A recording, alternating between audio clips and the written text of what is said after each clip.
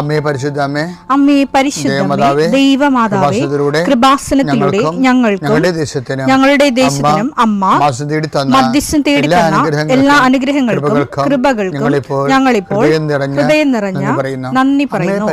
അമ്മേ പരിശുദ്ധമേ, ദൈവമാതാവേ, 2004 ഡിസംബർ 7 ഉച്ചകഴിഞ്ഞ് 2:30 കൃപാസനത്തിൽ സംഭവിച്ച അമ്മയുടെ പ്രത്യക്ഷപ്പെടലിനെ കുറിച്ച് തിരുസഭയ്ക്ക് സമർപ്പിച്ചിരിക്കുന്ന പഠനരേഖകളുടെ സഭാത്മകമായ പഠനം ആരംഭിക്കുവാൻ ഞങ്ങൾ പ്രാർത്ഥിക്കുന്നു.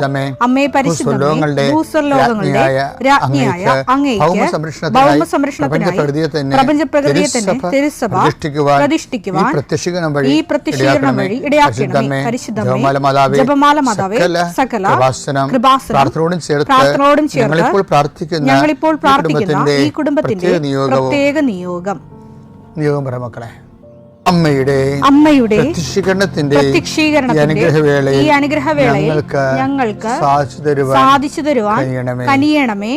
ആമേൻ. വിശ്വാസ പ്രമാണം. സർവശക്തനായ പിതാവും ആകാശത്തിന്റെയും ഭൂമിയുടെയും സൃഷ്ടാവുമായ ദൈവത്തിൽ ഞാൻ വിശ്വസിക്കുന്നു. അവിടുത്തെ ഏകപുത്രനും ഞങ്ങളുടെ കർത്താവുമായ ഈശോ മിശിഹായിലും ഞാൻ വിശ്വസിക്കുന്നു. ഈ പുത്രൻ പരിശുദ്ധാത്മാവിനാൽ ഗർഭസ്ഥനായി കന്യകാമറിയത്തിൽ നിന്ന് പിറന്ന് പൊന്തിയോസ് പീലാത്തോസിന്റെ കാലത്ത് പീഡകൾ സഹിച്ച് കുരിശിൽ തറയ്ക്കപ്പെട്ട് മരിച്ച് അടക്കപ്പെട്ട് പാതാളങ്ങളിൽ ഇറങ്ങി മരിച്ചവരുടെ ഇടയിൽ നിന്ന് 3-ാം നാൾ ഉയർത്ത് സ്വർഗത്തിലേക്ക് എഴുന്നള്ളി സർവശക്തിയുള്ള പിതാവായ ദൈവത്തിന്റെ വലതുഭാഗത്തിരിക്കുന്നു. അവിടെ നിന്ന് ജീവിക്കുന്നവരെയും മരിച്ചവരെയും വിധിക്കുവാൻ വരുമെന്നും ഞാൻ വിശ്വസിക്കുന്നു. പരിശുദ്ധാത്മാവിലും ഞാൻ വിശ്വസിക്കുന്നു. വിശുദ്ധ കത്തോലിക്കാ സഭയിലും പുണ്യവാന്മാരുടെ ഐക്യത്തിലും പാപങ്ങളുടെ മോചനത്തിലും ശരീരത്തിന്റെ ഉയർപ്പിലും നിത്യമായ ജീവിതത്തിലും ഞാൻ വിശ്വസിക്കുന്നു. ആമേൻ. സുഖസ്ഥനായ ഞങ്ങളുടെ പിതാവേ, അങ്ങയുടെ നാമം പൂജിതമാകണമേ. അങ്ങയുടെ രാജ്യം വരണമേ. അങ്ങയുടെ തിരുമനസ് സ്വർഗത്തിലെ പോലെ ഭൂമിയിലും ആകണമേ. അന്നു വേണ്ടുന്ന ആഹാരം ഇന്ന് ഞങ്ങൾക്ക് തരണമേ. ഞങ്ങളോട് തെറ്റ് ചെയ്യുന്നവരോട് ഞങ്ങൾ ക്ഷമിക്കുന്നത് പോലെ ഞങ്ങളുടെ തെറ്റുകൾ ഞങ്ങളോടും ക്ഷമിക്കണമേ. ഞങ്ങളെ പ്രലോഭനത്തിൽ ഉൾപ്പെടുത്തരുതേ, തിന്മയിൽ ഞങ്ങൾ രക്ഷിക്കണമേ. ആമേൻ. നന്മ നിറഞ്ഞ മറിയമേ, സ്വസ്തി. കർത്താവ് അങ്ങയുടെ കൂടെ സ്ത്രീകളിൽ അങ്ങ് അനുഗ്രഹിക്കപ്പെട്ടവളാകുന്നു. അങ്ങയുടെ ഉദരത്തിൻ ഫലമായി ഈശോ അനുഗ്രഹിക്കപ്പെട്ടവനാകുന്നു. പരിശുദ്ധ മറിയമേ, തമ്പുരാന്റെ അമ്മേ, പാപികളായ ഞങ്ങൾക്ക് വേണ്ടി ഇപ്പോഴും ഞങ്ങളുടെ മരണസമയത്തും തമ്പുരാനോട് അപേക്ഷിക്കണമേ. ആമേൻ. കർത്താവേ, ഈ പ്രഭാതത്തിൽ അങ്ങയുടെ നാമം വിളിച്ച് അപേക്ഷിക്കുന്നു. അങ്ങയുടെ നാമം വിളിച്ച് അപേക്ഷിക്കുന്ന ഒരു മകൻ പോലും ഒരു മകൾ പോലും കർത്താവ് ലജ്ജിക്കാൻ ഇടയാക്കില്ല എന്ന് പ്രാർത്ഥിക്കുന്നു. കർത്താവേ, നിന്റെ തിരിച്ചോര് ഓർത്തുകൊണ്ട് പ്രാർത്ഥിക്കുന്നു. നിന്റെ തിരുവിലാല മുറിവിനെ ഞങ്ങൾ ഈ പ്രഭാതത്തിൽ കുമ്പിട്ട് ആരാധിച്ചുകൊണ്ട് പ്രാർത്ഥിക്കുന്നു. കർത്താവേ, ഞങ്ങൾക്ക് വേണ്ടി ക്രൂശിക്കപ്പെട്ടവനെ, ഞങ്ങൾക്ക് വേണ്ടി തിരുവിലാൽ മുറിവേറ്റവനെ, കർത്താവേ, ഞങ്ങൾക്ക് വേണ്ടി മുൾക്കട ചൂടിയവനെ, കർത്താവേ, നിന്റെ നാമം വിളിച്ചപേക്ഷിക്കുന്ന ഈ ഭാരപ്പെട്ട മക്കള്, കർത്താവേ, ഇന്ന് ഏറ്റെടുക്കേണ്ട ഉത്തരവാദിത്തങ്ങൾ, അധ്വാനിക്കുന്നതിനും ഭാരം വഹിക്കുന്നതിൻ്റെയൊക്കെ വരിക ഞങ്ങളെ ആശ്വസിപ്പിക്കാൻ നടത്തിയ കർത്താവേ, നിന്റെ ആശ്വാസം അക്ഷരാർത്ഥത്തിൽ ഈ പ്രാർത്ഥന കൊണ്ട് ഞങ്ങളുടെ മക്കളെ അനുഭവിക്കാൻ ഇടയാക്കണം പ്രാർത്ഥിക്കുന്നു. ഏത് കാര്യത്തിന് വേണ്ടിയാണോ, ഏത് കാര്യത്തിന് വേണ്ടി അങ്ങനെ മക്കൾ ഇപ്പോഴും ഭാരപ്പെട്ടിരിക്കുന്നത്, ആ വിഷയത്തിൽ കർത്താവേ ഇന്ന് രാത്രി 7 മണിക്കുള്ളിൽ ഒരു പരിഹാരം ഉണ്ടാകാൻ വേണ്ടി പ്രാർത്ഥിക്കുന്നു. ആ സാമ്പത്തിക വിഷയമാകാം, കോടതി കേസാകാം, വസ്തു വിൽപ്പനയോ വാങ്ങലോ ആകാം, അല്ലെങ്കിൽ പ്രതീക്ഷിച്ചുകൊണ്ടിരിക്കുന്ന കത്താകാം, അല്ലെങ്കിൽ ഒരു ഇമെയിലാകാം, അല്ലെങ്കിൽ ഒരു അനുവാദമാകാം. എന്താണ് ഈശോ തടഞ്ഞു നിർത്തിയിരിക്കുന്നത്? ആ തടസ്സമെല്ലാം 39 വർഷം ഞാൻ അർപ്പിച്ച കൃപാനയുടെ യോഗ്യതയാൽ കൃപാസ്ഥാനത്താരെ ജീവനോടെ പ്രത്യക്ഷപ്പെട്ട പരിശുദ്ധയുടെ മാധ്യസ്ഥത്തിൽ ഈശോ നാമത്തിൽ മാറിപ്പോട്ടെ എന്ന് കൽപ്പിക്കുന്നു. രോഗികൾ, പീഡിതരെ, മനപ്രയാസമുള്ളവർ, കുടുംബം തകർന്നുകൊണ്ടിരിക്കുന്നവർ, മക്കളോർത്ത് വേദി കൊള്ളുന്നവർ, വീടില്ലാത്തവർ, വഴിയില്ലാത്തവർ, കർത്താവ്, അവർക്കെല്ലാം കർത്താവേ നിന്റെ സാധ്യത നൽകിയ പുതിയ വഴി അവരെ കൊണ്ട് തന്നെ കണ്ടുപിടിക്കുന്നതിന് വേണ്ടി കർത്താവ് നീ അവരെ സഹായിക്കണം പ്രാർത്ഥിക്കുന്നു. സമീപസ്ഥരും വിദൂരസ്ഥരുമായ മക്കളെ, പല മക്കളുടെ ചില ഫോൺ വിളികൾക്ക് ശേഷം, ചില കാര്യങ്ങൾ അറിഞ്ഞതിന് ശേഷം അതുകൊണ്ട് വേദനിക്കുന്ന മാതാപിതാക്കന്മാരുടെ ദുഃഖങ്ങളെ കർത്താവിൻ്റെ തിരുസന്നിധിയിലേക്ക് ഏൽപ്പിച്ച് പ്രാർത്ഥിക്കുന്നു. ദൈവമേ, മക്കളില്ലാത്തവരെ, ഗർഭശിശുക്കൾക്ക് വൈകല്യം ഉണ്ടെന്ന് സ്കാനിങ് റിപ്പോർട്ട് വന്നവർ, അവിടെ വയറിൽ കർത്താവ് നീ ഇപ്പം നിന്റെ തിരുവാർന്ന വലതുകരം വെക്കണമെന്ന് പ്രാർത്ഥിക്കുന്നു. മക്കളില്ലാത്ത ഉദരങ്ങളിൽ കർത്താവ് നിന്റെ കൈകൾ വെച്ചുകൊണ്ട് കർത്താവ് അവർക്ക് കുഞ്ഞുങ്ങളെ നൽകി അനുഗ്രഹിക്കണം പ്രാർത്ഥിക്കുന്നു. പീഡിതരെ, സാമ്പത്തിക ബാധ്യത വിഷമിക്കുന്നവരെ, കേസ് അകപ്പെട്ടിരിക്കുന്നവരെ, ഭീഷണിക്ക് വന്നിരിക്കുന്നവരെ, ഓരോരുത്തരും ഡേറ്റ് പറഞ്ഞതിന് ശേഷം കർത്താവ് അത് പാലിക്കാൻ പറ്റാത്ത രീതിയിൽ വലിയ വിക്ഷോഭങ്ങളിലേക്കും പോകുന്നവർ, അതിൻ്റെ മാനസിക സമ്മർദ്ദം അനുഭവിക്കുന്നവർ, കർത്താവിൻ്റെ കരുണ അവിടെ സ്ഥാപിക്കുകയും അതിനെല്ലാം അതിജീവിക്കാനുള്ള പുതിയ മാർഗങ്ങളെ കർത്താവ് കണ്ടുപിടിക്കുകയും, കർത്താവ് ധൈര്യമായിരിക്കുക, ഞാൻ നിന്നോട് കൊണ്ടുവന്ന് അളിച്ച കർത്താവിൻ്റെ സാന്നിധ്യം അനുഭവിക്കാൻ ഇടയാകാൻ കൃപാസനത്താറെ ജീവനോടെ പ്രത്യക്ഷപ്പെട്ട പരിശുദ്ധ അമ്മയുടെ കരങ്ങളിലേക്ക് നിന്റെ കുടുംബത്തെ ഞാൻ ഏൽപ്പിച്ചുകൊണ്ട് പിതാവിൻ്റെയും പുത്രൻ്റെയും പരിശുദ്ധ നാമത്തെ നിന്നെ ആശീർവദിക്കും.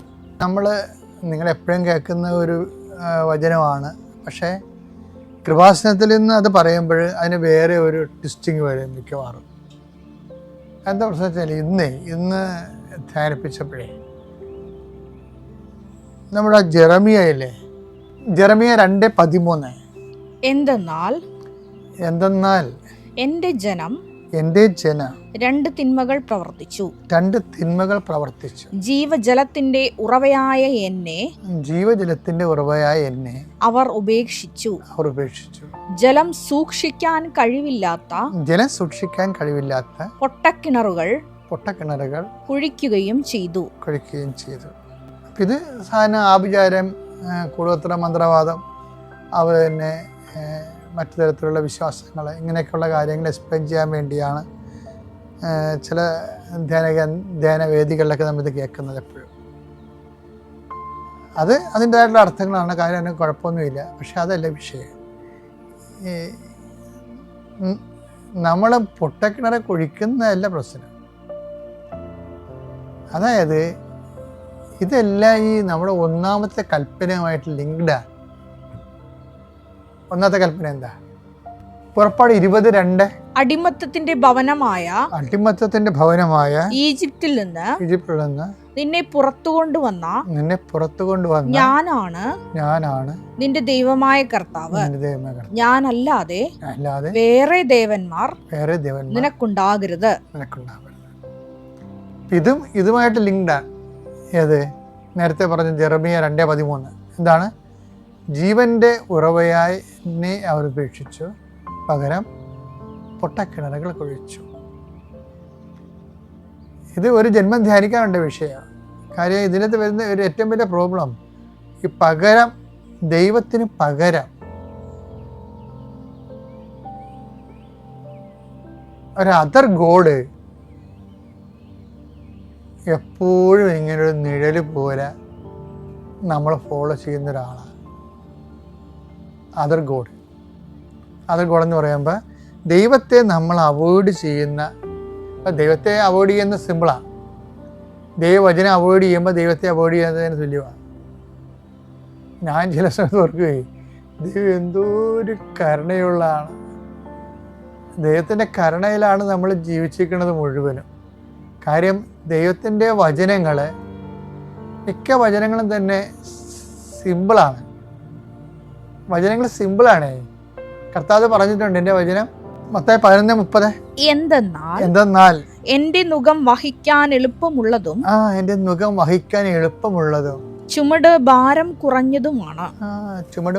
കുറഞ്ഞതുമാണ്. ഇപ്പൊ കർത്താവിൻ്റെ കാലത്ത് യഹൂദന്മാരുടെ ജൂഡൈക് ലൈഫില്ലേ, ഭാരം കൂടിയതായിരുന്നു. അതാണ് ഈശോ അങ്ങനെ പറയണത്. ജൂഡൈക് യഹൂദന്മാരുടെ ജീവിത രീതികളും പിന്നെ ഈ റബികൾ, ദൈവത്തിൻ്റെ കൽപ്പനകൾ തന്നെ ഓരോരുത്തരും വ്യാഖ്യാനിച്ച് അത് വചനം പാലിക്കാൻ പറ്റാത്ത അവസ്ഥ കൊണ്ടുപോയായിരുന്നു. അതാണ് ഈശോ അത് പറയുന്നുണ്ട്, നിങ്ങൾ ദുർവാഹമായ ചുവടുകളെ. മത്തായി 23:4, അവർ ഭാരമുള്ള ചുമടുകൾ മനുഷ്യരുടെ ചുമലിൽ വെച്ചു കൊടുക്കുന്നു. സഹായിക്കാൻ ചെറുവിരൽ അനക്കാൻ പോലും തയ്യാറാകുന്നുമില്ല. റബിനിക് ലോ, അതിൻ്റെ ഇന്റർപ്രിട്ടേഷൻസും ആചാരാനുഷ്ഠാനങ്ങളും എല്ലാം ഓരോരോ കാലം തോറും ജീവിക്കാൻ ബുദ്ധിമുട്ടുള്ളാക്കുമ്പോൾ ഉണ്ടാകുന്ന പ്രശ്നങ്ങൾ എന്താണെന്നറിയാമോ? നിസ്സാര പ്രശ്നങ്ങളൊന്നുമല്ല. തന്ത്രപരമായിട്ട് ഒരു ദൈവ സംവിധാനത്തിനെ ഒരു പറ്റം ആൾക്കാർ ഹൈജാക്ക് ചെയ്യണമാണ് കാണുന്നത്. വെച്ചാൽ ഒരു മതത്തിൻ്റെ സത്യങ്ങളെ എന്തുമാത്രം സങ്കീർണമാക്കുന്നുവോ അപ്പോഴതനുസരിച്ചുകൊണ്ട് ഒരു പണിയില്ലാതെ ഇത് മാത്രം നോക്കിക്കൊണ്ടിരിക്കുന്ന ജീവിതവുമായിട്ട് മൽപ്പിടുത്തം നടത്തേണ്ടി വരാതെ ജീവിക്കുന്ന ആൾക്കാരില്ലേ, അവരെ സംബന്ധിച്ചിടത്തോളം മാത്രമേ വചനം പാലിക്കാൻ പറ്റത്തുള്ളൂ എന്നുള്ള സാഹചര്യം ഉണ്ടാകും. നാട്ടിൽ നടക്കുന്ന കഴുതവണ്ടിക്കാരനും മത്സ്യത്തൊഴിലാളിക്കും മറ്റുള്ള കഠിനമായി രാത്രിയും പകലും ജോലി ചെയ്താലേ ജീവിക്കാൻ പറ്റത്തുള്ളൂ എന്നുള്ള ആൾക്കാർക്ക് ഇത് പാലിക്കാൻ പറ്റാതെ വരും. ഇത് യഹൂദന്മാരുടെ ഇടയിലും വന്നു, ഇന്ത്യയിൽ നമ്പൂതിരിമാരുടെ ഇടയിലും വന്നു, നമ്പൂതിരി വെച്ചാൽ ബ്രാഹ്മിൺസിൻ്റെ ഇടയിലും വന്നു. അപ്പോൾ അത് വെച്ചാൽ ഒരു ന്യൂനപക്ഷ മതത്തിൻ്റെ ദൈവത്തെ തന്ത്രപരമായിട്ട് ഹൈജാക്ക് ചെയ്യണതാണ്. അതിൻ്റെ ഭാഗമായിട്ടാണ് ഈ വലിയ ഭാരം നിയമങ്ങളെ പെരുക്കിയും വ്യാഖ്യാനിച്ചും ജീവിതത്തെ ദൈവത്തെ പ്രാപിക്കണമെങ്കിൽ പറ്റാത്ത രീതിയിൽ ആക്കി തീർക്കുക. അതാണ് ഈശോ പറയണത്, നിങ്ങൾ വലിയ ഭാരം ജനങ്ങളുടെ മേൽ കെട്ടി ഏൽപ്പിച്ചു എന്നിട്ട് ഈശോ പറയും, ഞാൻ ആ ഭാരം ലഘുവാക്കുകയാണ്. ആ ഭാരം ലഘുവാക്കുന്നതല്ല, എൻ്റെ മുഖം മധുരവും ഭാരം ലഘുവുമാണ്. അവിടെ എന്താണ് ഭാരമുള്ളത്? ഒരു ഭാരമില്ല.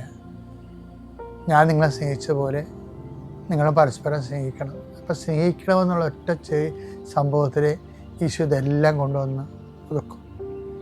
ഇനി ആരാണ് എൻ്റെ സ്നേഹിതൻ എന്ന് ചോദിച്ചാൽ അപ്പോൾ സമരക്കാരൻ്റെ കഥ കൂടി പറഞ്ഞിട്ട് കർത്താവ് സ്നേഹത്തിൻ്റെ സാർവജനീനത ഏറ്റവും കൂടുതൽ സഹായം ആശകളിലേക്ക് സഹായം എത്തുന്ന രീതിയിലേക്ക് അതിനെ ക്രമീകരിക്കുക. സിമ്പിളായിട്ടാണ്. അപ്പോൾ ബേസിക്കായിട്ട് മൗലികമായിട്ട് സ്നേഹമാണ്. അതുകൊണ്ട് ഈ മാർപ്പാപ്പമാരൊക്കെ ഈ കരുണയെക്കുറിച്ച് പറയുന്നതിൻ്റെ കാരണം ശരിക്കും പറഞ്ഞാൽ സ്നേഹത്തിൻ്റെ തന്നെ ഏറ്റവും ഉദാത്തമായ രൂപമാണ്. കാര്യം സ്നേഹം എന്ന് പറയുമ്പോൾ നമുക്ക് ഈ കരുണയ്ക്കും സ്നേഹത്തിനും തമ്മിലുള്ള ഒരു വ്യത്യാസം എന്ന് പറയുന്നത്, കരുണ നമ്മൾ ഒന്നും പ്രതീക്ഷിക്കാതെ പൂർണ്ണമായിട്ട് അങ്ങോട്ട് കാണിക്കണതാണ്. അതിൻ്റെ അകത്ത് ഒന്നുമില്ല പ്രതീക്ഷിക്കാൻ. ആ ദൈവം നമ്മോട് കാണിച്ചതാണ്. സ്നേഹമാകുമ്പോൾ സ്വാഭാവികമായിട്ട് എൻ്റെ അതൊരു ബയലാറ്റർ ഒരു റെസിപ്രോക്കലായിട്ടുള്ളൊരു സ്നേഹം കൊടുക്കുന്നവർക്ക് എപ്പോഴും സ്നേഹം കിട്ടണമെന്ന് ഉള്ള ഒരു ആഗ്രഹം അജ്ഞാതമായെങ്കിലും അവബോധ മനസ്സിലെങ്കിലും കാണും. അതൊരു മനുഷ്യപ്രകൃതിയാണ്. കരുണയ്ക്ക് അതൊന്നുമില്ല.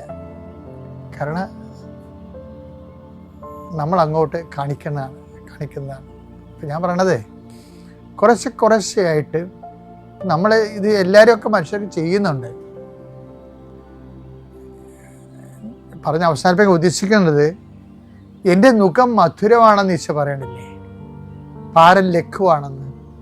അപ്പം ഭാരം ലഘുവാണെന്ന് പറയുമ്പോൾ ഇപ്പം നമുക്ക് മനസ്സിലാവും. ഇപ്പം ലൈറ്റ് വെയിറ്റ് ആയിട്ട് എന്തുമാത്രം സാധനമാണ്. പണ്ടൊക്കെ നമ്മൾ ഇസ്തിരി എടുത്ത് 10 കിലോ ഉള്ള തേപ്പൊട്ടിയുടെ അകത്ത് ചിരട്ടക്കല്ല് പൊട്ടി അത് പൊക്കി പിടിച്ച് കുറച്ച് എന്ത് ആയാസത്തിലാണ് തുണി തേക്കണത്. ആ സമയത്ത് ഇപ്പോഴെന്താ പറ്റണത്? ഇപ്പോൾ ഓൺലൈനിൽ മേടിക്കുന്ന തേപ്പൊട്ടി കൊണ്ട് ചുമ്മാ ഇങ്ങനെ ചൂട് അഴയിലിട്ട് തേച്ചുകളെ. അപ്പം ഭാരം ലഘുവായി, സിമ്പിളായി, ലൈറ്റ് വെയിറ്റായി.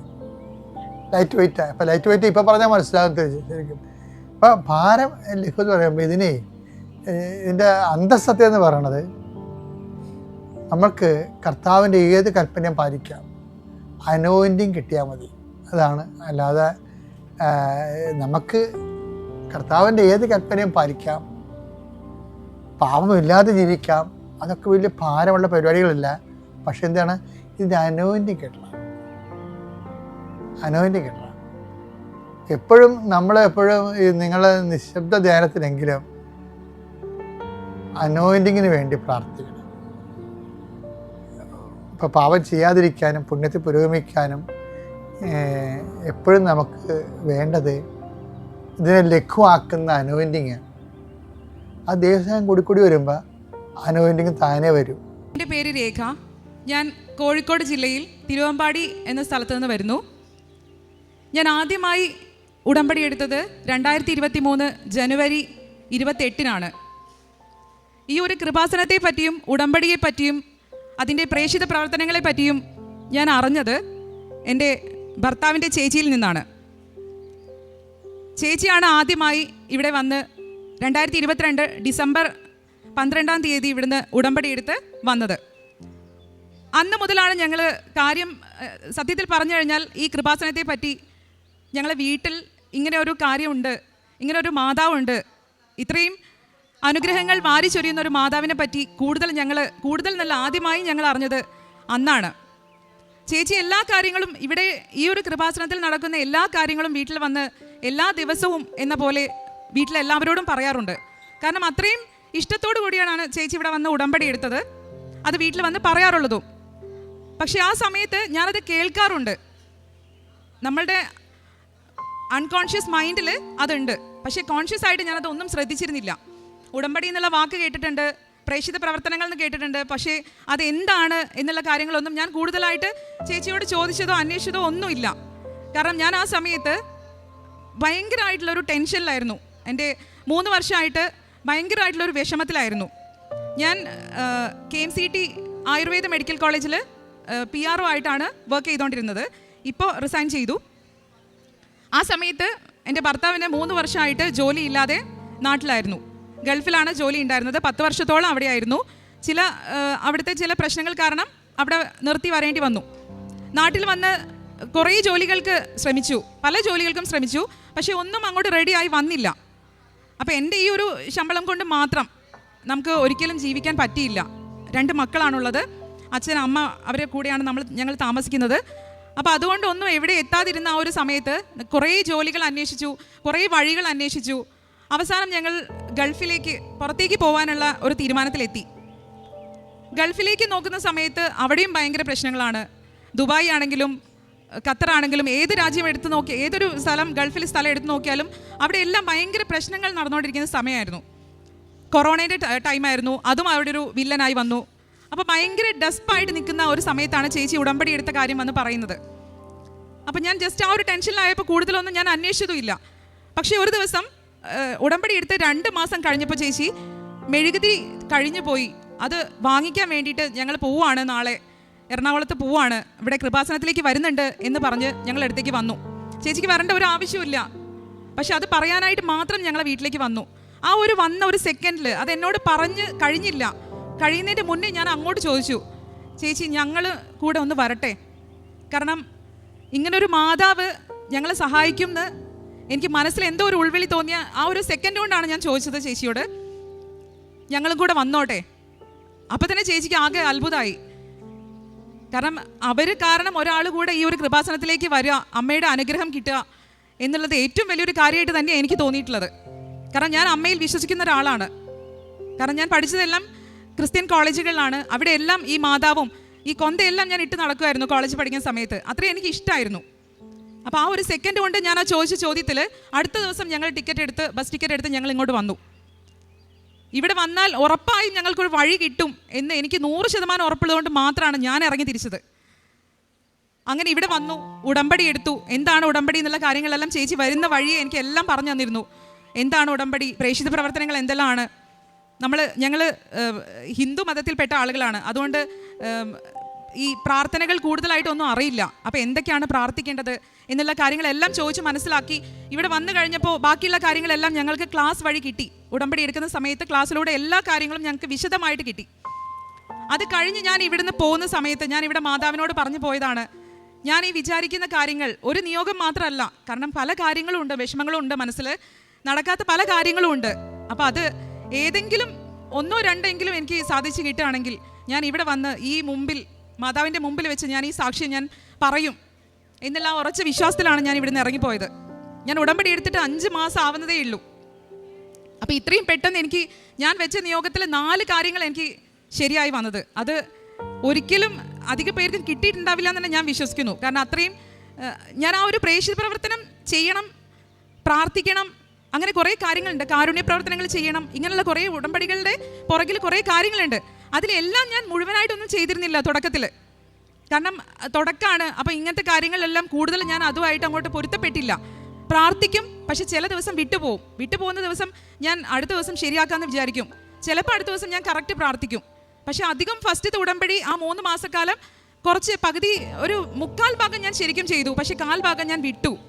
അറിഞ്ഞുകൊണ്ട് ഒരിക്കലും വിട്ടതല്ല, അതങ്ങനെ വിട്ടുപോയി, ആ ഒരു തിരക്കിനിടയിൽ വിട്ടുപോയി. പക്ഷെ ഞാൻ കാരുണ്യ പ്രവർത്തനങ്ങൾ ചെയ്തിരുന്നു. ഞാൻ അടുത്ത സമയം തന്നെ പാലിയേറ്റീവിൽ പോയി ജോയിൻ ചെയ്തു. തൊട്ടടുത്തുള്ള പാലിയേറ്റീവ് ഉണ്ട് വീടിൻ്റെ അടുത്ത്, അവിടെ പോയി ജോയിൻ ചെയ്തു. അവിടെ കഷ്ടതകൾ അനുഭവിക്കുന്ന എത്രയോ അധികം ആളുകളുണ്ട്. ആ പാലിയേറ്റീവിൽ വർക്ക് ചെയ്യുന്നവരെ തന്നെ നമ്മൾ കൈകൂപ്പി തൊഴണം. കാരണം അവരാണ് അവരുടെ ദൈവങ്ങൾ. ആ രോഗികളെ ദൈവങ്ങളാണ് അവർ. അത്രയും സ്നേഹത്തോടെയും വാത്സല്യത്തോടെയുമാണ് അവർ നോക്കുന്നത്, അതും ഒരു പൈസ കൂടെ വാങ്ങാതെ. അപ്പോൾ അവരുടെ കൂടെ വർക്ക് ചെയ്യുന്നതിലൂടെ മനസ്സിന് ഭയങ്കരമായിട്ട് എന്തോ ഒരു സന്തോഷം വന്നു. മനസ്സറിഞ്ഞു തന്നെയാണ് എല്ലാ പ്രേക്ഷിത പ്രവർത്തനങ്ങളും ചെയ്തത്. ആ പത്രം കൊടുക്കൽ വരെ, തുടക്കത്തിൽ പത്രം കൊടുത്തത് നമ്മൾ അയ്യോ എങ്ങനെയെങ്കിലും ഈ പത്രം എങ്ങനെയാ ഇപ്പം തീരുക എന്നുള്ളതൊക്കെ മനസ്സിലുണ്ടായിരുന്നു, അതെല്ലാം മനസ്സിലുണ്ടായിരുന്നു. പക്ഷേ അടുത്ത ദിവസം പേപ്പർ കൊടുക്കാൻ, അടുത്ത പ്രാവശ്യം പേപ്പർ വാങ്ങിച്ച് കൊടുക്കാൻ തുടങ്ങിയപ്പോൾ അത് മനസ്സറിഞ്ഞാണ് കൊടുത്തത്. ഞങ്ങൾ മെഡിക്കൽ കോളേജിൽ പേഷ്യൻസിൻ്റെ അടുത്ത് പോയിട്ടാണ് ഞങ്ങൾ പേപ്പർ കൊടുത്തത്. കാരണം അവരെങ്കിലും ആ ഒരു സാക്ഷ്യങ്ങൾ, നമ്മുടെ ആ പേപ്പറിൽ കൊടുത്തിട്ടുള്ള സാക്ഷ്യങ്ങൾ, ആ കിടക്കുന്ന രോഗികൾ, മരിക്കാൻ കിടക്കുന്ന എത്രയോ രോഗികളുണ്ടാവും. മെഡിക്കൽ കോളേജാണ്, അത്യാഹിത വിഭാഗത്തിൽപ്പെട്ട ആളുകളുടെ അടുത്തേക്കാണ് ഞങ്ങൾ പോയിരിക്കുന്നത്. അവിടെ പുറത്തിരിക്കുന്ന വെയിറ്റ് ചെയ്യുന്നവരുടെ അടുത്തേക്കാണ് പോയത്. ഈ ഒരു സാക്ഷ്യങ്ങൾ വായിക്കുമ്പോൾ പകുതി ആളുകൾക്കെങ്കിലും എന്തായാലും ഒരു ആശ്വാസം ഉണ്ടാവുമെന്ന് ഉറപ്പാണ്. അങ്ങനെ പലരും ഞങ്ങളോട് തിരിച്ച് ചോദിച്ചു, ഇത് എവിടെയാണ് സ്ഥലം, എന്താണ് കാര്യങ്ങൾ എന്ന് തിരിച്ച് ഒരു 5-6 പേരെങ്കിലും ഞങ്ങളോട് ചോദിച്ചിട്ടുണ്ട്. ഞങ്ങൾ അത് ഡീറ്റെയിൽഡ് ആയിട്ട് പറഞ്ഞും കൊടുത്തു. അതിന് ഞങ്ങൾക്ക് വലിയൊരു സന്തോഷം, അത്രയെങ്കിലും ഞങ്ങൾക്ക് ചെയ്യാൻ പറ്റില്ലോ എന്നുള്ളൊരു സന്തോഷം. അപ്പോൾ ആ ജോലി കിട്ടാത്ത ആ ഒരു സമയത്തായിരുന്നു ചേച്ചീൻ്റെ വഴി ഞാനിവിടെ എത്തിയത്. അതിനുശേഷം ഞാൻ ഒരു 3 വർഷം മുമ്പേ കാനഡയിലേക്ക് പോകാൻ വേണ്ടി നോക്കി, ഈ ജോലി ഇല്ലാത്ത ഈ ഒരു സമയത്ത്. പക്ഷേ കാനഡ, UK, ഓസ്ട്രേലിയ എന്നൊക്കെ പറയുന്നത് എൻ്റെ ഭാഗത്ത് നോക്കുന്ന സമയത്ത് എനിക്ക് ഒരിക്കലും എത്തിപ്പെടാൻ പറ്റാത്തതാണ്. കാരണം ഫിനാൻഷ്യലി ഞാൻ പേഴ്സണലി, ഹസ്ബൻഡിൻ്റെ ഫീൽഡല്ല, ഞാൻ പേഴ്സണലി ഫിനാൻഷ്യലി അവിടേക്കൊന്നും എത്തിപ്പെടാൻ ഒരു ചാൻസും ഇല്ല. എഡ്യൂക്കേഷൻ കൊണ്ട് മാത്രം മുന്നിൽ നിൽക്കുന്നവരാണ്. പക്ഷേ ഫിനാൻഷ്യലി ഞാൻ അത്ര പോരായിരുന്നു. പക്ഷേ ഹസ്ബൻഡിൻ്റെ വീട്ടുകാർ ഫിനാൻഷ്യലി ഓക്കെയാണ്. അപ്പോൾ ആ വഴി ഞാൻ അന്വേഷിച്ച് പോയി, നല്ലൊരു ഏജൻസി അന്വേഷിച്ച് പോയ സമയത്ത് എനിക്കിപ്പോഴും 100% ഞാൻ വിശ്വസിക്കുന്നു മാതാവാണ് ആ ഒരു ഏജൻസീനെ എൻ്റെ മുമ്പിലേക്ക് എത്തിച്ചത്. അതിപ്പോഴും ഞാൻ വിശ്വസിക്കുകയാണ്. കാരണം എൻ്റെ ആ ഒരു തെരഞ്ഞെടുക്കലിലാണ് ഇപ്പം ഞങ്ങൾ ടിക്കറ്റ് വരെ എടുത്ത് ഞങ്ങൾ ഈ മാസം പോകാനിരിക്കുന്നത്. ഇപ്പം പലരും ചതിക്കപ്പെടുന്ന സമയമാണ്. UK-ലേക്കാണെങ്കിലും കാനഡയിലേക്കാണെങ്കിലും ഒക്കെ പോകുമ്പോൾ ചതിക്കപ്പെടുന്ന സമയമാണിപ്പോൾ. അപ്പോൾ അങ്ങനെ ഞങ്ങൾക്കൊരു നല്ലൊരു ഏജൻസീനെ കിട്ടി. അതിൻ്റെ പുറകെ ഞങ്ങൾ പോയി. കുറേ പ്രശ്നങ്ങൾ, കുറേ പ്രോബ്ലംസ് അതിൻ്റെ ഇടയ്ക്ക് വന്നിരുന്നു. പക്ഷെ അതെല്ലാം, ഓരോ പ്രോബ്ലംസ് വരുമ്പോഴും മാതാവിനെ ഈ ഒരു ഉടമ്പടിയുടെ ഈ ഒരു കാശുരൂപം പിടിച്ച് പ്രാർത്ഥിക്കും. മാതാവേ ഞങ്ങൾക്കൊരു വഴി കാണിച്ചു തരണേ എന്നുള്ളൊരു ആ ഒരു പ്രാർത്ഥന, മനസ്സൊരുക്കിയിട്ടുള്ളൊരു പ്രാർത്ഥനയുണ്ട്. ആ ഒരു പ്രാർത്ഥനയിൽ ആ തടസ്സങ്ങളെല്ലാം നീക്കി. കുറേ പേർക്ക് വിസ റിജക്ഷൻ വരുന്ന സമയമാണ്, കുറേ പ്രശ്നങ്ങളാണ് UK, കാനഡ എല്ലാ സ്ഥലങ്ങളിലേക്കും. പക്ഷെ ഞാൻ തിരഞ്ഞെടുത്ത വഴിയല്ല എനിക്ക് അമ്മ തന്നിരിക്കുന്നത്. ഞാൻ കാനഡ തിരഞ്ഞു പോയി, പക്ഷെ അതിലും വലിയ UK ആണ് എനിക്ക് സെലക്ട് ചെയ്ത് തന്നിരിക്കുന്നത്. ഞാൻ ഒരിക്കലും എൻ്റെ ജീവിതത്തിൽ നടക്കില്ല എന്ന് 100% ഞാൻ വിചാരിച്ചൊരു കാര്യമാണ് ഇപ്പം എനിക്ക് മാതാവ് സാധിച്ചു തന്നിരിക്കുന്നത്. അതിൽ ഞാൻ സന്തോഷം എന്ന് പറഞ്ഞാൽ എനിക്ക് അതിൻ്റെ അപ്പുറത്തേക്ക് എനിക്ക് പറയാനില്ല. അതിൽ കൂടുതൽ എനിക്ക് മാതാവിൻ്റെ രൂപത്തിൽ സത്യത്തിൽ വന്നു കഴിഞ്ഞത് എൻ്റെ ഹസ്ബൻഡ് ചേച്ചിയാണ്. അവരില്ലായിരുന്നെങ്കിൽ, അവരിവിടെ ഉടമ്പടി എടുത്തില്ലായിരുന്നെങ്കിൽ ഞാനിവിടെ എത്തില്ല. എൻ്റെ ഈ ഒരു ആഗ്രഹമൊന്നും ഒരിക്കലും സാധിക്കില്ല, ഈ ഒരു വഴി തെളിഞ്ഞ് എനിക്ക് കിട്ടുകയില്ല. അപ്പോൾ അവർക്കും കൂടെ ഒരു ചാൻസ് ആയിട്ട്, അവർക്കും കൂടെ ഞങ്ങളുടെ കൂടെ, ഞങ്ങൾ 2 പേരും ഒരുമിച്ചാണ് പോകുന്നത്. UK-ലേക്കാണ് പോകുന്നത്. എല്ലാ പേപ്പറുകളും എല്ലാം റെഡിയായി. ഇന്നലെ ഞങ്ങളുടെ വിസ വന്നു. പക്ഷേ ഞങ്ങൾ ഒറ്റയ്ക്കല്ല പോകുന്നത്, അതും വലിയൊരു കാര്യമാണ്. ഞങ്ങൾ ഫാമിലി ആയിട്ടാണ് പോകുന്നത്. അത് വളരെയധികം സന്തോഷമുള്ളൊരു കാര്യമാണ്. ഒറ്റയ്ക്ക് പോകുന്നേക്കാളും കൂടുതൽ മക്കളുണ്ട്, ഹസ്ബൻഡ് ഉണ്ട്, അവരെല്ലാം ഇവിടെ വിട്ടു പോകാമെന്ന് പറഞ്ഞാൽ വളരെ സങ്കടകരമായ ഒരു കാര്യമാണ്. അപ്പോൾ ഫാമിലി വിസയാണ് ഞങ്ങൾക്ക് കിട്ടിയിരിക്കുന്നത്. അപ്പോൾ ഞങ്ങളുടെ 2 പേരുടെ വിസ വന്നു, ഹസ്ബൻഡും മക്കളുടെയും വന്നില്ല. അപ്പോൾ അതൊരു ടെൻഷൻ ഉണ്ടായിരുന്നു. ഇന്നലെ ഇങ്ങോട്ട് വരുന്ന സമയത്ത് ഞാൻ എല്ലാവരുടെ വിസയും വന്നിട്ടാണല്ലോ ഞാൻ ഇവിടെ വന്ന് സാക്ഷ്യം പറയാമെന്ന് വിചാരിച്ചത്. പക്ഷേ എനിക്ക് പറ്റില്ലേ, എന്താ ഇപ്പം ചെയ്യാമെന്ന് വിചാരിച്ച ആ ഒരു ചെറിയൊരു വിഷമത്തിലാണ് ഞാൻ ഇങ്ങോട്ട് വന്നത്. അത് റിജക്റ്റ് ആവോ, എന്തെങ്കിലും പ്രശ്നം വരുമോ? കാരണം ഞങ്ങൾ ടിക്കറ്റ് എടുത്തു, ഞങ്ങളുടെ വിസ വന്ന ഉടനെ തന്നെ ഞങ്ങൾ ടിക്കറ്റ് എടുത്തു. കാരണം ടിക്കറ്റിൻ്റെ റേറ്റ് കൂടി വരികയാണ്. അപ്പോൾ എല്ലാം വിറ്റ് പെറുക്കിയിട്ടാണ് ഞങ്ങൾ ഇവിടുന്ന് പോകുന്നത്. കാറും സ്ഥലം എല്ലാം പണയം വെച്ച് കാറ് വിറ്റു, ഗോൾഡ് വിറ്റു, എല്ലാം വിറ്റ് പെറുക്കിയിട്ടാണ് ഞങ്ങൾ ഇവിടുന്ന് പോകുന്നത്. അങ്ങനെ പോയി രക്ഷപ്പെടാൻ മാതാവ് അനുഗ്രഹിക്കുന്ന ഉറപ്പുള്ളതുകൊണ്ട്. അപ്പോൾ ഇനി ഈ വിസേൻ്റെ കാര്യത്തിൽ എന്തെങ്കിലും റിജക്ഷൻ വരുമോ എന്നുള്ളത് ഭയങ്കര ടെൻഷനായിരുന്നു. 20-ാം തീയതിക്കാണ് ഞങ്ങൾ ടിക്കറ്റ് എടുത്തത്. അതിൻ്റെ മുന്നേ ഞങ്ങൾക്ക് വിസ കിട്ടണം. വിസ കിട്ടാതെ ഒരിക്കലും ടിക്കറ്റ് എടുക്കരുതെന്ന് അവർ പറഞ്ഞിരുന്നു. പക്ഷേ ഞങ്ങൾ ഈ ടിക്കറ്റിൻ്റെ റേറ്റിൻ്റെ കാര്യത്തിൽ പ്രശ്നമായതുകൊണ്ട് ടിക്കറ്റ് എടുത്തു പോയി. ഇങ്ങോട്ട് ഇന്നലെ വൈകിട്ട് വരുന്നതിൻ്റെ ഒരു 10 മിനിറ്റ് മുന്നേ, വീട്ടിൽ നിന്ന് ഇറങ്ങിയിട്ടില്ല, ആ വീട്ടിൽ നിന്ന് ഇറങ്ങുന്നതിൻ്റെ 10 മിനിറ്റ് മുന്നെയാണ് ഞങ്ങൾക്ക് കോള് വന്നത്, ഇവരുടെ വിസ എറണാകുളത്ത് നിന്ന് കോഴിക്കോടേക്ക് ഡിസ്പാച്ച് ആയിട്ടുണ്ട് എന്ന് പറഞ്ഞിട്ട്. അതിലും വലിയ സന്തോഷം വേറെ പറയാനൊന്നും ഇല്ല. കാരണം എല്ലാവരുടെയും വിസയും വന്നു. ഓൾറെഡി ഞങ്ങൾ ടിക്കറ്റ് എടുത്തു കഴിഞ്ഞു, എല്ലാവരുടെ വിസയും വന്നു. എനിക്കിവിടെ വന്ന് ഈ ഒരു സാക്ഷ്യം പറയാനും പറ്റി. അപ്പോൾ വിശ്വസിക്കുന്നവർക്ക്, മാതാവിനെ സ്നേഹിക്കുന്നവർക്ക് ഒരിക്കലും മാതാവ് കൈവിടില്ല. പക്ഷെ അത് ജെനുവിൻ ആയിട്ടുള്ള സ്നേഹമായിരിക്കണം. ഒരിക്കലും നമ്മളൊരു കടമ ചെയ്യുന്ന പോലെ ഒരിക്കലും നമ്മൾ ചെയ്യരുത്. കുറേ നിയോഗങ്ങൾ ഞാൻ വെച്ചിരുന്നു, അതിൽ 4 എണ്ണമാണ് എനിക്ക് ശരിയായത്. പക്ഷേ മറ്റു 2 ശരിയായില്ലെങ്കിലും കുഴപ്പമില്ല, അത് ശരിയാക്കുമെന്ന് എനിക്ക് ഉറച്ച വിശ്വാസമുണ്ട്. രണ്ടാമത്തെ കാര്യം ഈ ചേച്ചിയുടെ കാര്യം തന്നെ. അവരും കുറച്ച് വർഷങ്ങൾക്ക് മുമ്പേ കാനഡയിലേക്ക് പോകാൻ നിന്നിരുന്നതാണ്. IELTS കോച്ചിങ്ങിന് വരെ പോയി. പക്ഷേ കുറേ സാഹചര്യങ്ങൾ കൊണ്ട്, ഫാമിലി ഇഷ്യൂസ് കൊണ്ട് അവിടെ വെച്ച് സ്റ്റോപ്പ് ചെയ്തു. പക്ഷേ അവർ വെച്ച ഉടമ്പടിയിലെ ഒരു നിയോഗം എൻ്റെതായിരുന്നു. ആ ഒരു നിയോഗം കൊണ്ട് മാത്രമായിരിക്കും ചിലപ്പോൾ ഞാനിവിടെ എത്തിപ്പെട്ടത്. ഞാൻ വെച്ച ഉടമ്പടിയിലെ ഒരു നിയോഗം ചേച്ചിയുടേതായിരുന്നു. അവരും കൂടെ വരാൻ പറ്റണേ എന്നുള്ള ഒരു നിയോഗമായിരുന്നു ഞാനും വെച്ചിരുന്നത്. ഇപ്പോൾ 2 പേർക്കും കൂടിയാണ് പോകാൻ പറ്റിയിരിക്കുന്നത്. 2 പേരുടെ ഫാമിലിയും കൂടിയാണ് ഈ 20-ാം തീയതി UK ഞങ്ങൾ പോകാനിരിക്കുന്നത്. അപ്പോൾ ആ ഒരു കാര്യം ഞങ്ങൾ സാധിച്ചു തന്നു. അതും വലിയൊരു സന്തോഷം. പിന്നെ ഹസ്ബൻഡിൻ്റെ കാര്യത്തിൽ, ജോലീൻ്റെ കാര്യത്തിൽ ഹസ്ബൻഡും വരുന്നുണ്ട്. അവർക്കും അവിടെ ഡിപ്പെൻഡൻറ്റ് വിസയാണ്, അതുകൊണ്ട് അവർക്കും അവിടെ ഒരു ജോലി കിട്ടും. അപ്പോൾ എന്നും ഈ ഒരു ഉടമ്പടി പുതുക്കിയതിന് ശേഷം എന്നും ഞാൻ 5:30 തന്നെ എണീക്കാൻ ശ്രമിക്കും. മിക്കവാറും 5:30 തന്നെ എണീക്കാൻ ശ്രമിക്കും. എൻ്റെ വീട്ടിൽ റേഞ്ച് ഇല്ല, അതുകൊണ്ട് ഓൺലൈനായിട്ടൊന്നും കേൾക്കാനും ധ്യാനങ്ങളൊന്നും കേൾക്കാൻ കഴിയില്ല. അപ്പോൾ പുറത്ത് പോകുന്ന സമയത്ത് മാത്രമേ ഡൗൺലോഡ് ചെയ്ത് കേൾക്കാൻ കഴിയുള്ളൂ. എന്നാലും ധ്യാനങ്ങൾ മിക്കവാറും ഒറ്റ ധ്യാനം ഞാൻ ഇതുവരെ മുടക്കിയിട്ടില്ല ഈ 2ാമത്തെ ഉടമ്പടി പുതുക്കിയതിന് ശേഷം. അത് ഞാൻ ലേറ്റ് ആയിട്ടാണെങ്കിലും കാണാറുണ്ട്. രാവിലെയും വൈകിട്ടും പ്രാർത്ഥന ചൊല്ലാറുണ്ട്. വിശ്വാസ പ്രമാണം ചൊല്ലിയിട്ടാണ് ഞാൻ, ഉടമ്പടി തൈലം എടുത്തിട്ടാണ് ഞാൻ നെറ്റിയിൽ വരയ്ക്കുന്നത്. അപ്പോൾ അതൊക്കെ ആ പ്രാർത്ഥിക്കുന്ന സമയത്ത് എനിക്ക് 2 തവണ മാതാവായിട്ട് സത്യം ചെയ്ത് മാതാവായിട്ട് പറയാണ്. 2 തവണ എനിക്ക് ഈ മാതാവിൻ്റെ സാന്നിധ്യം ഞാൻ അറിഞ്ഞിട്ടുണ്ട്. അതെങ്ങനെയെന്ന് ചോദിച്ചു കഴിഞ്ഞാൽ ഒരു സ്മെല്ലിൻ്റെ രൂപത്തിൽ ഞാൻ പ്രാർത്ഥിക്കുന്ന സമയത്താണ് എനിക്കത് കിട്ടിയിരിക്കുന്നത് 2 തവണ. എന്ത് സ്മെല്ലാണെന്ന് ചോദിച്ചാൽ എനിക്ക് പറയാൻ അറിയില്ല. ഒരു സുഗന്ധമാണ്, ഒരു പ്രത്യേക സുഗന്ധമാണ്. ഞാൻ കുറേ ചുറ്റിലും നോക്കി എന്താണ് സ്മെല്ല്. ഞാൻ ഒരു റൂമിൽ ഈ ഒരു മാതാവിൻ്റെ ഫോട്ടോ വെച്ച്, ഈ മെഴുകുതിരിയും വെച്ച് ആ ഒരു റൂമിൽ അത് മാത്രമേ ഉള്ളൂ, വേറെ ഒന്നുമില്ല ആ റൂമിൽ. കുറേ തിരിഞ്ഞു നോക്കി, പക്ഷെ എനിക്കത് അപ്പം അറിയായിരുന്നു മാതാവിൻ്റെ ഒരു പ്രസൻസ് ആണതെന്ന്. കാരണം കുറേ പേര് സാക്ഷ്യങ്ങൾ പറഞ്ഞിട്ടുണ്ട്, അച്ഛൻ പറഞ്ഞിട്ടുണ്ട്, ഇവിടെ പറയുന്നത് ഞാൻ കേട്ടിട്ടുണ്ട് ധ്യാനത്തിൽ. അപ്പോൾ എനിക്കറിയാം മാതാവ് കൂടെ ഉള്ളതിൻ്റെ ഒരു സൂചനയാണ് അതെന്ന്. 2 തവണ എനിക്ക് അനുഭവിച്ചുകൊണ്ട് മാതാവിൻ്റെ സൂചനയാണെന്ന് എന്നെ എനിക്കറിയാം. അപ്പോൾ അത് 2ാമത്തെ കാര്യം. 3ാമത്തെ കാര്യം, ഇനി 4ാമത്തെ ലാസ്റ്റത്തെ കാര്യം എന്താണെന്ന് വെച്ചാൽ, എൻ്റെ ചേച്ചി, എൻ്റെ സ്വന്തം ചേച്ചി, അവർ കുറേ ആയി, ജോലിയൊക്കെ ഉണ്ട്, ടീച്ചറായിരുന്നു. പക്ഷേ കിട്ടിയതെല്ലാം പ്രൈവറ്റ് സ്ഥാപനങ്ങളിലാണ് കിട്ടിയതെല്ലാം. അപ്പോൾ ഒരു ഗവൺമെൻറ് ജോലി കിട്ടണം എന്നുള്ളത് കുറേ പരിശ്രമിച്ചു. പക്ഷേ എത്ര ശ്രമിച്ചിട്ടും അത് കിട്ടുന്നില്ല. അവസാനം എംപ്ലോയ്മെൻറ്റ് വിളിച്ചാലും മതി എന്നുള്ള രൂപത്തിലായിരുന്നു.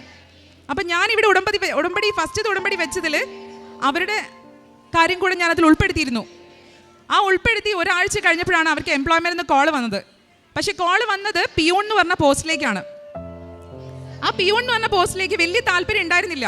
കാരണം പിയൂൺ എന്ന് പറഞ്ഞ പോസ്റ്റ് അവർ കുറച്ച് ക്വാളിഫൈഡ് ആയിട്ടുള്ള ആളാണ്. അപ്പോൾ പിയൂൺ എന്ന് പറഞ്ഞ പോസ്റ്റ് എത്രത്തോളം ജോലിയാണെന്ന് നിങ്ങൾക്ക് എല്ലാവർക്കും അറിയാം. അപ്പോൾ എന്നാൽ കൂടെ അച്ഛൻ്റെ നിർബന്ധപ്രകാരം പോയി അവരവിടെ ജോയിൻ ചെയ്യില്ല, ഇൻ്റർവ്യൂ അറ്റൻഡ് ചെയ്ത് കഴിഞ്ഞ് പുറത്തേക്ക് ഇറങ്ങിയപ്പോൾ അവിടെ ഉള്ള ഒരു സ്റ്റാഫ് അവരെ വേറെ റൂമിലേക്ക് കൂട്ടിക്കൊണ്ടുപോയി ചോദിച്ചു, നിങ്ങൾ ഇവിടെ ജോയിൻ ചെയ്യുന്നുണ്ടോ? അപ്പോൾ അവർ പറഞ്ഞു, എന്നെ സെലക്ട് ചെയ്യുകയാണെങ്കിൽ ഞാൻ എന്തായാലും ജോയിൻ ചെയ്യും. അങ്ങനെയാണെങ്കിൽ നിങ്ങൾ പിയൂൺ പോസ്റ്റ് വേണ്ട, നിങ്ങൾക്ക് ഒരു അറ്റൻഡർ പോസ്റ്റ് ഇവിടെ വേക്കൻ്റ് ആയിട്ട് കിടക്കുന്നുണ്ട്, നിങ്ങൾക്കത് തരാം. അങ്ങനെ ഒരിക്കലും ഒരു സ്ഥാപനവും, മെഡിക്കൽ കോളേജാണ്, കാലിക്കറ്റ് മെഡിക്കൽ കോളേജ് എന്നാണ് ഈ പറയുന്നത്, ഒരിക്കലും എംപ്ലോയ്മെൻറ്റ് കൊടുത്തിട്ടുള്ള ഇങ്ങനെ ഒരു പോസ്റ്റ് വേറൊരു പോസ്റ്റ് ആക്കിയിട്ട് കൊടുക്കില്ല. അത് എങ്ങനെ അവിടെ ഒരു ട്വിസ്റ്റ് നടന്നു എനിക്കറിയില്ല. അപ്പോഴാണ് എന്നോട് ചോദിച്ചത്, നീ കൃപാസനത്തിൽ പോയപ്പോൾ എന്നെ പറ്റി എന്തെങ്കിലും പ്രാർത്ഥിച്ചിരുന്നോ? ഞാൻ പറഞ്ഞു, അതെ, നിൻ്റെ ജോലിക്കാര്യം ഞാൻ അവിടെ നിയോഗം വെച്ചിട്ടുണ്ട്, ഞാൻ പ്രാർത്ഥിക്കാറുമുണ്ട്. അതിലേറെ സന്തോഷം വേറെ ഇല്ല. ഇവിടെ വരാൻ കുറേ വിചാരിച്ചു, പക്ഷേ ഇവിടേക്ക് എത്തിപ്പെടുന്നില്ല. എന്നാൽ കൂടെ എൻ്റെ നിയോഗത്തിൽ എൻ്റെ ചേച്ചി കൂടെ ഉണ്ട്. അപ്പോൾ ഈ ഒരു അനുഭവം ഒരിക്കലും മറക്കാൻ പറ്റാത്ത അനുഭവമാണ്. ഇനി അങ്ങോട്ടും ഇതേപോലെ തന്നെയായിരിക്കും. മാതാവിനെ എൻ്റെ കാര്യം സാധിച്ചു, അതോടെ ഞാൻ ഇവിടെ നിർത്താണെന്ന് ഒരിക്കലും ഞാൻ വിചാരിക്കില്ല. ഇനി അങ്ങോട്ടും ഇതിൽ കൂടുതലേ ചെയ്യുള്ളൂ. കാരണം കാര്യം സാധിക്കാൻ വേണ്ടി മാത്രമല്ല, കുറേ മാതാവിനെ, അമ്മേനെ വിശ്വസിച്ച് ഇവിടെ വന്നവരുണ്ട്. എത്രയോ ദൂരത്തുനിന്ന് വരെ മാതാവിനെ വിശ്വസിച്ച് ഇവിടെ വന്നവരുണ്ട്. ആ വന്നവർക്കെല്ലാം എല്ലാം സാധിക്കണം. അവർ കുറേ വിഷമത്തിലുള്ള പലരും ഉണ്ട്. എല്ലാവർക്കും എല്ലാം സാധിക്കണം എന്ന് മാത്രമേ മനസ്സിൽ പ്രാർത്ഥനയുള്ളൂ. അപ്പോൾ ഇത്രയും അനുഗ്രഹം ഞങ്ങൾക്ക് ചൊരിഞ്ഞു തന്ന മാതാവിന് 1000 നന്ദി മാത്രമേ എനിക്ക് പറയാനുള്ളൂ. കാരണം ഇത്രയും കാലം ഞങ്ങളുടെ കൂടെ തന്നെ ഉണ്ടായിരുന്നു. അത് നമുക്കത് ഫീൽ ചെയ്യും ഉറപ്പായിട്ട്. നമ്മൾ മനസ്സുകൊണ്ടാണ് അമ്മേനെ സ്നേഹിക്കുന്നതെങ്കിൽ ഉറപ്പായിട്ട് നമുക്കത് ഫീൽ ചെയ്യും. ഒരിക്കലും നമ്മൾ അവിശ്വസിക്കില്ല. അമ്മേനെ അവിശ്വസിക്കാൻ നമുക്ക് കഴിയില്ല. ഞാനൊരു ഹിന്ദു ആണ് ഇത് പറയുമ്പോൾ. അത് വിചാരിച്ച് എനിക്ക് ഹിന്ദു മതത്തിൽ എനിക്ക് വിശ്വാസമില്ല എന്നല്ല. ഞാൻ ഹിന്ദു മതത്തിൽ വിശ്വസിക്കുന്നവളാണ്. മുസ്ലിം മതത്തിൽ എനിക്ക് ഇഷ്ടമാണ്. കാരണം ഇവിടെ എല്ലാവരും ഉണ്ട്. ഇവിടെ ഈ ഒരു അമ്മയുടെ മുമ്പിൽ അമ്മ എല്ലാവർക്കും ഉള്ളതാണ്. അമ്മേൻ്റെ മുന്നിൽ ജാതി, മതം അങ്ങനെയുള്ള ഒരു കാര്യം പോലും ഇല്ല. അതിന് തെളിവാണ് ഇവിടെ എല്ലാ മതത്തിൽപ്പെട്ടവരും ഇവിടെ ഇരിക്കുന്നത്. അതുകൊണ്ട് ഇത്രയും അനുഗ്രഹങ്ങൾ ഞങ്ങൾക്ക് തന്നിട്ടുള്ളത്. കാരണം ഞങ്ങൾ വീണ് പോവും. അച്ഛൻ്റെ ഒരു സാക്ഷ്യം ഞാനിപ്പോൾ അടുത്ത് കേട്ടതേ ഉള്ളൂ. അതിൽ പറഞ്ഞിട്ടുണ്ട്, നീ വീഴാൻ പോകുന്ന സമയത്ത് എൻ്റെ ആത്മാവ് നിന്നിൽ വരും, നീ ജീവിക്കും. അതാണ് എൻ്റെ ജീവിതത്തിൽ സംഭവിച്ചിട്ടുള്ളത്. അങ്ങനെ ജീവിച്ച് വന്നതാണ് ഞാൻ. വീണ് പോയ സ്ഥലത്ത് നിന്ന് എണീറ്റ് വന്നതാണ്. അമ്മ എണീപ്പിച്ചതാണ് എന്ന് തന്നെയാണ് ഞാൻ വിചാരിക്കുന്നത്, ഇനി വിചാരിക്കും ചെയ്യാൻ പോകുന്നത്. അതുകൊണ്ട് പരിശുദ്ധ അമ്മയ്ക്ക് നന്ദി പറഞ്ഞുകൊണ്ട് ഞാൻ നിർത്തുന്നു. കേട്ട സാക്ഷ്യം ഈ സഹോദരി തന്നെ ഓൾറെഡി ഇതിനുള്ള കൺക്ലൂഷനും ഒക്കെ തന്നെ ചേർത്ത് പറഞ്ഞിട്ടുണ്ട്. അതിന് ഒരു കൺക്ലൂഷൻ്റെ ആവശ്യമില്ല. കാരണം ഇതിനെ ക്ലോസ് ആയിട്ട് സാക്ഷ്യങ്ങൾ കേൾക്കുകയും പ്രത്യേകിച്ച് ഉടമ്പടി ധ്യാനങ്ങൾ കൂടുകയും ഈ പറയുന്ന കാര്യങ്ങളിലൊക്കെ കഴിവിൻ്റെ പരമാവധി വിശ്വസ്തയോടുകൂടെ നിലനിൽക്കുന്നവർക്ക് ഉറപ്പായിട്ടും ഇതിൻ്റെ ഒരു അനുഭവം ഉണ്ടാകും എന്നുള്ള കാര്യം അച്ഛൻ എപ്പോഴും ആരാധനയിലെന്നല്ല, എല്ലാ ദിവസവും അച്ഛൻ സംസാരിക്കുമ്പോഴും പറയാറുള്ളതാണ്. അതിൻ്റെ ഉറപ്പ് തരുന്ന മറ്റൊരു സാക്ഷ്യം കൂടിയാണ് അവസാനം ഈ മകൾ പറഞ്ഞു നിർത്തുന്നതും അച്ഛൻ പറയാറുള്ളത്. ഈ ഉടമ്പടിയിൽ ഈ ജാതി മതത്തിനപ്പുറം നിങ്ങൾ വിശ്വസ്തയോടുകൂടി ദൈവസ്നേഹത്തെ പ്രതി ചെയ്യാൻ തയ്യാറാണെങ്കിൽ ഇവിടെ ആർക്കും വരാം, പ്രാർത്ഥിക്കാം, അമ്മ കൂടെ ഉണ്ടാകും എന്നുള്ള വലിയൊരു പാഠം. ഇത് പലപ്പോഴും ഉടമ്പടിയിൽ 2-3 വർഷം ജീവിക്കുന്നവർക്ക് പോലും ഈ ഒരു ബോധ്യം ലഭിക്കാറില്ല. പലപ്പോഴും അത് പരിശുദ്ധ അമ്മയുടെ ആ വലിയൊരു ബോധ്യം ഈ മകൾക്ക് ലഭിച്ചു. അതിനേക്കാളുപരി അമ്മ കൂടെയുണ്ടെന്ന അനുഭവങ്ങളിലൂടെ തന്നെ ഈ പ്രാർത്ഥനയുടെ സമയത്തുണ്ടായ സുഗന്ധത്തിൻ്റെ അഭിഷേകം എന്നൊക്കെ പറയുന്നത് ഒരു വ്യക്തിയല്ല, പല വ്യക്തികളായിട്ട് ഇവിടെ പലപ്പോഴായിട്ട് സാക്ഷ്യത്തിൽ പറയാറുള്ള. ഇപ്പം നമുക്കിങ്ങനെ അമ്മ കൂടെയുണ്ട്, ഇനി മുൻപോട്ടുള്ള ജീവിതത്തിലൊക്കെയും തടസ്സങ്ങളൊക്കെ വരുമ്പോഴും പരിശുദ്ധ അമ്മ കൂടെയുണ്ടെന്നുള്ളൊരു വലിയൊരു വിശ്വാസത്തിൻ്റെ ആഴപ്പെടലും പറഞ്ഞു. അപ്പോൾ ഈ പറയുന്ന ഒരു കാര്യം ഇത് ചെയ്യുമ്പോഴൊന്നും ഒരുപാട് ഭാരപ്പെട്ടല്ല ചെയ്തിരുന്നുള്ള. ആദ്യം കൊടുത്തപ്പോഴുള്ളൊരിതല്ല, പിന്നീട് സന്തോഷത്തോടെ രക്ഷപ്പെടുന്നവരൊക്കെ രക്ഷപ്പെടട്ടെ, പ്രാർത്ഥനയിലേക്ക് കടന്നവരൊക്കെ പ്രാർത്ഥനയിൽ കടന്നു വരട്ടെ എന്നുള്ള ബോധ്യത്തോടു കൂടി മറ്റുള്ളവരെ സഹായിക്കാനും മറ്റുള്ളവരിലേക്ക് പ്രേക്ഷിത പ്രവർത്തനത്തിലൂടെ അമ്മ മാതാവിനെക്കുറിച്ചും ഈശോനെക്കുറിച്ചും പറയാനും ഇറങ്ങിത്തിരിക്കുമ്പം സ്വാഭാവികമായിട്ടും അവരുടെ ജീവിതത്തിൽ അടയാളങ്ങളിലൂടെ ദൈവം സംസാരിക്കും. അതും അവസാനം മകൾ തന്നെ പറയുന്നുണ്ട്, വിശ്വസിച്ച് ഇതിനോട് ചേർന്ന് നിൽക്കുന്നവരുടെ കൂടെ വിശ്വസ്തനായ ദൈവം ചേർന്ന് നിൽക്കും. അങ്ങനെ ഏറ്റവും ദൈവകൃപ ലഭിച്ച ഈ ഒരു ജീവിതത്തിൻ്റെ സാക്ഷ്യം കേൾക്കുന്ന നിങ്ങൾക്കും, അപ്പോൾ ഇനി ഭാവിയിൽ ഓൺലൈനിലൂടെ കേൾക്കാനിരിക്കുന്നവർക്കും ഇത് വലിയൊരു തിരിച്ചറിവാകട്ടെ. ഇത് ഉടമ്പടി എടുത്തതുകൊണ്ട് കാര്യം നടന്നു എന്നുള്ള തിരിച്ചറിവല്ല, ഉടമ്പടി പറയുന്ന കാര്യങ്ങൾ ചെയ്തതുകൊണ്ട് ദൈവസ്നേഹത്തിൽ നിറഞ്ഞതുകൊണ്ട് അമ്മ കൂടെ നിന്നു എന്നതിൻ്റെ വലിയൊരു ഓർമ്മപ്പെടുത്തലാകട്ടെ ഈ സാക്ഷ്യമെന്ന് പ്രത്യേകം ഓർമ്മപ്പെടുത്തുന്നു. അപ്പോൾ നമുക്കിപ്പോൾ ഇവിടെ ഇരിക്കുന്നവർക്ക് നമുക്ക് നിറഞ്ഞ കൈകളടിച്ചുകൊണ്ട് പരിശുദ്ധ അമ്മയ്ക്ക് നന്ദി പറയാം.